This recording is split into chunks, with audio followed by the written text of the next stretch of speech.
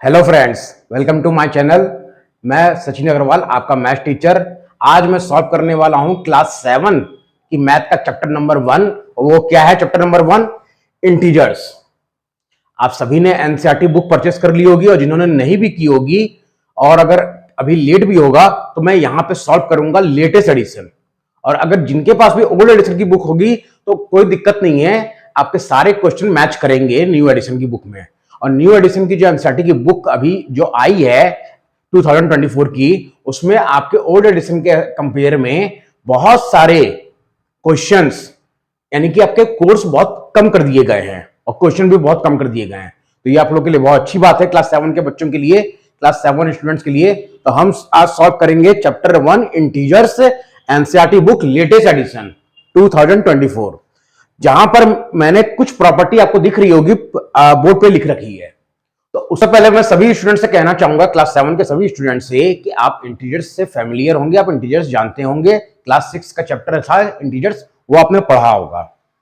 इसमें थोड़ा सा नया क्या है कि कुछ क्वेश्चंस की वैरायटी और मल्टीप्लाई, उसमें आपने पढ़ा होगा सिर्फ एडिशन, और नंबर लाइन में शो करना था, बस आपको रिप्रेजेंट करना था -1 -2 सो ऑन, या फिर आपको एडिशन और सब्ट्रैक्शन को नंबर लाइन के थ्रू शो करना था। यहां पे आपको क्लास 7 की जो चैप्टर है, चैप्टर इंटीजर्स, इसमें आपका मल्टीप्लीकेशन और डिवीजन ऑफ इंटीजर्स और आ जाएगा।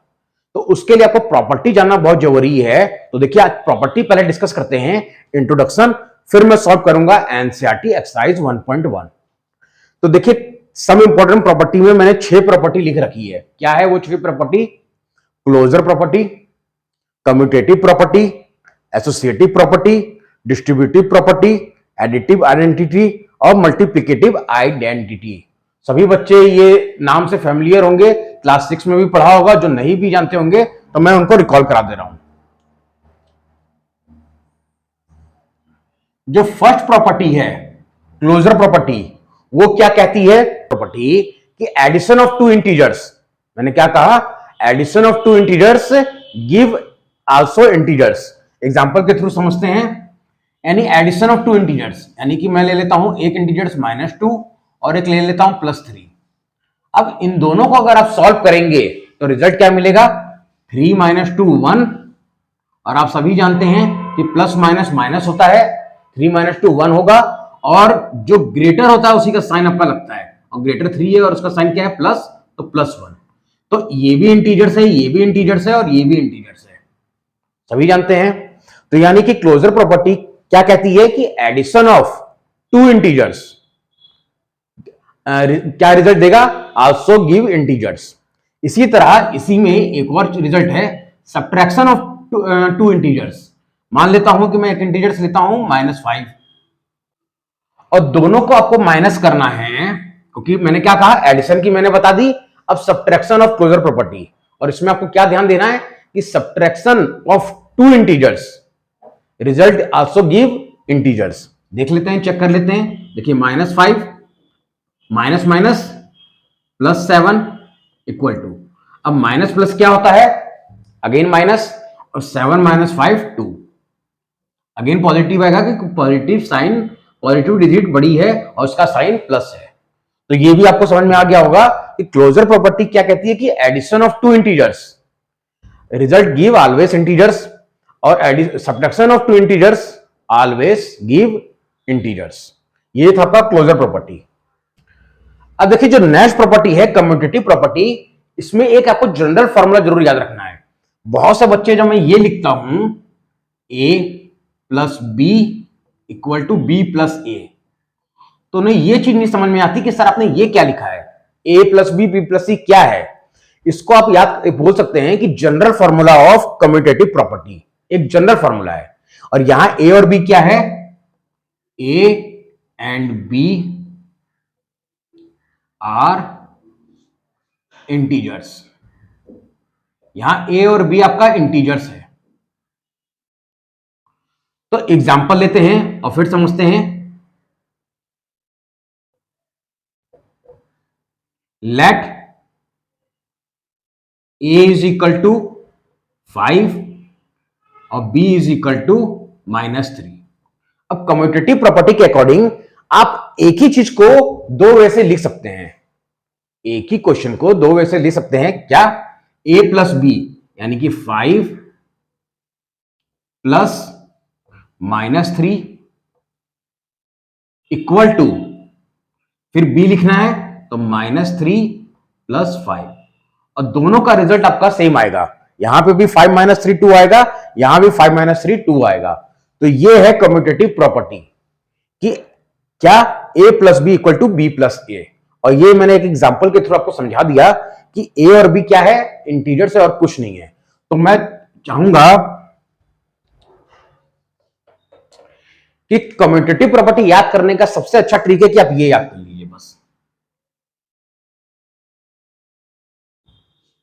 a plus B equal to B plus A. अगर कहीं पे भी क्वेश्चन में दिखता है दो डिजिट a प्लस बी और उसको आपको पूछता है कि कौन सी प्रॉपर्टी यूज हुई है, अगर सेम जैसे कि मान लीजिए यही क्वेश्चन रहता है और इसमें पूछता है कि आपकी कौन सी प्रॉपर्टी यूज हुई है, तो आप तुरंत देख के बोल सकते हैं कि सेम डिजिट है, बस पैटर्न अलग है, लिखने का वे अलग है। तो यानी कि ये कम्यूटेटिव प्रॉपर्टी है। अब देखिए थर्ड है, वो क्या है, एसोसिएटिव प्रॉपर्टी। अब एसोसिएटिव प्रॉपर्टी क्या कहती है कि मोर देन 3 नंबर्स का ग्रुपिंग होना चाहिए। कैसे, देखिए मैं समझाता हूं। इसमें आपका जनरल फॉर्मूला बनेगा a plus B in bracket plus C equal to a plus B plus C, और यहां भी आपका क्या है, where a b and c are integers, यानी कि a b c और कुछ नहीं है, केवल एक इंटीजर्स है जिसकी वैल्यू आप अपने अकॉर्डिंग चूज कर सकते हैं। अब एग्जांपल से और समझते हैं कि क्लियर क्या हो जाएगा ये। अब ले लेते हैं कि let a is equal to -4, b is equal to 3 and c is equal to 8। अब इसके अकॉर्डिंग आप फिल कीजिए, a प्लस बी ब्रैकेट में लिखना है और a की वैल्यू है -4, फिर +3, फिर +8। अब इसी को दूसरे वैसे और कैसे लिख सकते हैं हम, -4 बाहर और जो दो डिजिट बची आपकी 3 + 8 वो इन द ब्रैकेट। और अगर आप इसको सॉल्व करके चेक करेंगे तो आपका रिजल्ट एकदम दोनों साइड यानी LHS और RHS दोनों में इक्वल आएगा। तो ये एसोसिएटिव प्रॉपर्टी है। इसकी एक और है, ये एडिशन की है और मल्टीप्लिकेशन की भी होती है। a multiply b in bracket multiply c equal to a multiply b multiply c। इसका भी एग्जांपल लेके समझ लेते हैं। कोई भी डिजिट ले लीजिए, -2 मल्टीप्लाई 3 मल्टीप्लाई 4, फिर आपको इक्वल टू के उधर ध्यान देना है कि a क्या है। a मेरा -2 है और b और c क्या है, 3 × 4 है। तो इस तरह से आपको ग्रुपिंग करनी है एसोसिएटिव प्रॉपर्टी में। और एसोसिएटिव प्रॉपर्टी में क्या डिफरेंस है कम्यूटेटिव से, कि इसमें आपका मोर देन 3 नंबर होंगे, 3 या मोर देन 3, 3 भी हो सकते हैं और मोर देन 3 नंबर भी हो सकते हैं, 2 नहीं होंगे। ओके, 2 होगा तो वो कम्यूटेटिव प्रॉपर्टी बन जाएगा। और देखिए जो नेक्स्ट प्रॉपर्टी है ये बहुत इंपॉर्टेंट प्रॉपर्टी है, very very important, distributive property. अब इसका पूरा नाम क्या है, डिस्ट्रीब्यूटिव प्रॉपर्टी ओवर मल्टीप्लीकेशन, यानी इसका पूरा नाम है डिस्ट्रीब्यूटिव प्रॉपर्टी ओवर मल्टीप्लीकेशन। कैसे, इसका जनरल फॉर्मूला है a मल्टीप्लाई ब्रैकेट में b प्लस सी। अब आपने अलजेब्रा में पढ़ा होगा ये चीज, बहुत से बच्चे फिर इसमें कंफ्यूज हो जाते हैं जो मैं RHS पार्ट लिखने जा रहा हूं। तो अलजेब्रा में अगर आपने पढ़ा होगा, नहीं भी पढ़ा होगा तो आपको याद करना होगा, सीखना होगा कि a मल्टीप्लाई का मतलब है कि a का मल्टीप्लाई दोनों टर्म में करना है, इसमें भी करना है, इसमें भी करना है ना। अब और अगर आप एक इजी वे में समझे हैं, एक फनी वे में, तो मतलब a का मल्टीप्लाई b में भी करना है और c को अकेला छोड़ नहीं सकते, c बुरा मान जाएगा।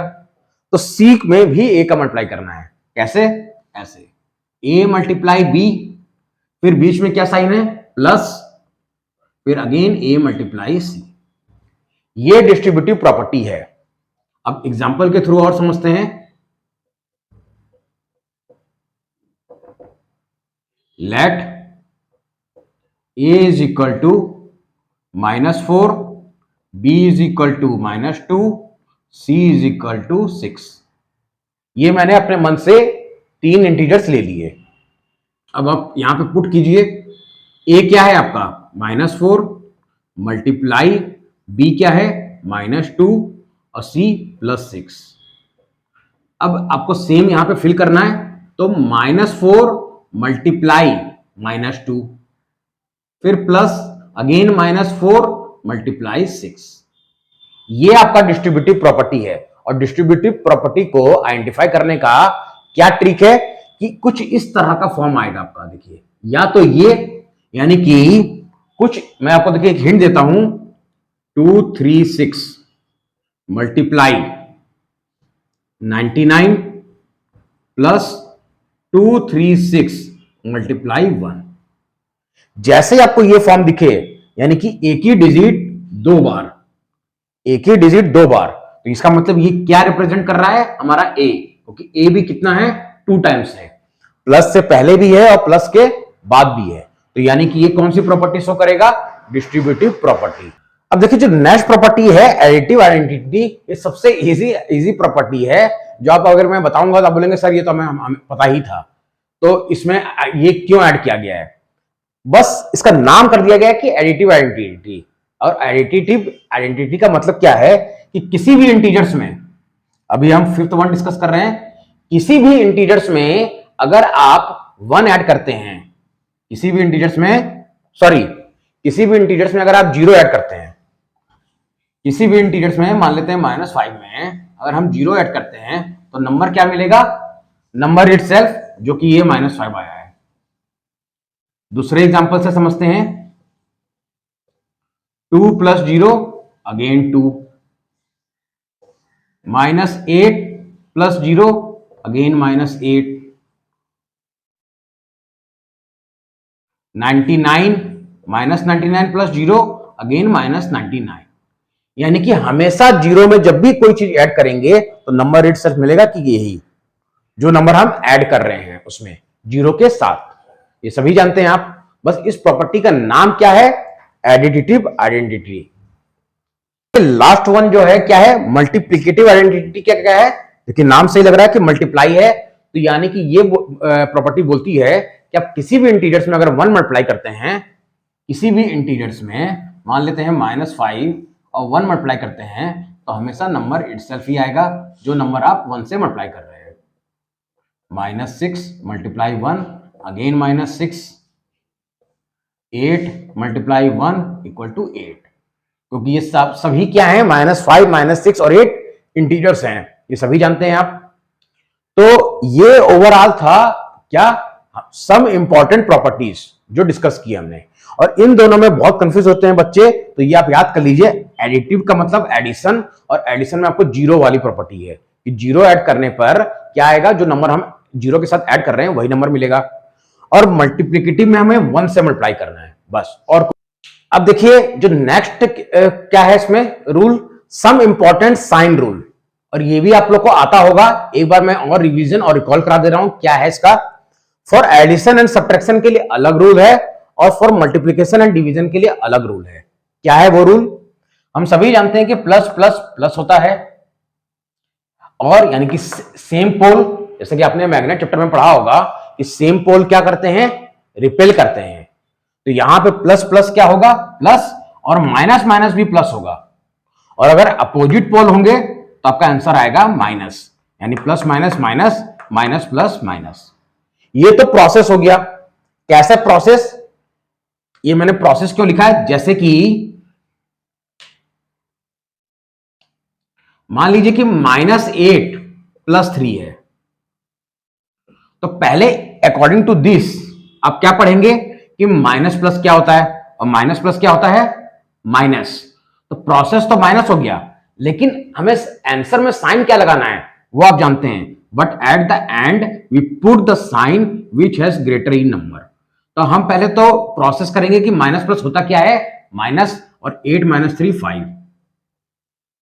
अब साइन किसका लगाना है, जो ग्रेटर होगा इन दोनों में। और हम सभी जानते हैं कि 3 और 8 में 8 बड़ा है, और इसके आगे जो साइन है वही पुट करेंगे हम यहां। तो ये था एडिशन एंड सब्ट्रैक्शन के लिए साइन रूल। और मल्टीप्लिकेशन के लिए कुछ रूल नहीं है, जो होता है वही लिखना है आपको। Plus plus plus, minus minus plus, minus plus minus और प्लस माइनस माइनस। जैसे क्वेश्चन में एक बार बता देता हूं, -2 मल्टीप्लाई -2। तो सबसे पहले आप मल्टीप्लाई कर लीजिए, 2 2 जा 4। अब हम जानते हैं कि माइनस माइनस क्या होता है, प्लस, तो ये +4 ही आएगा, जिसका साइन आपको लगाने की कोई जरूरत नहीं है।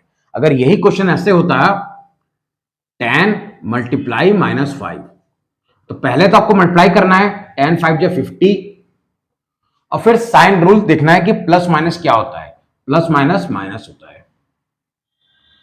इसी तरह डिवीजन में, अगर मेरा डिवीजन में मान लीजिए -8 बाय -6 है, तो कैंसिल आउट करने के बाद हमारा रिजल्ट क्या आएगा, 2 4 जा 8, 2 3 जा 6।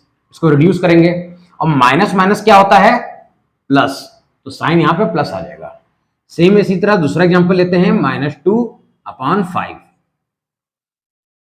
जो कि आपका ये +5 है।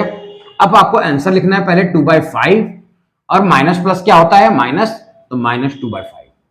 ये है साइन रूल। तो उम्मीद करता हूं कि आपको जो मैंने प्रॉपर्टी बताई और साइन रूल जो बताया वो आपका रिवीजन भी हो गया होगा, और जिन्हें बिल्कुल भी याद नहीं होगा उनको ये पूरा याद भी हो गया होगा, रिकॉल भी हो गया होगा। और पूरा अगर आपको नहीं भी याद हुआ होगा तो एक बार और अगर आप वीडियो वॉच करेंगे तो पूरा अच्छे से आपको समझ में आ जाएगा।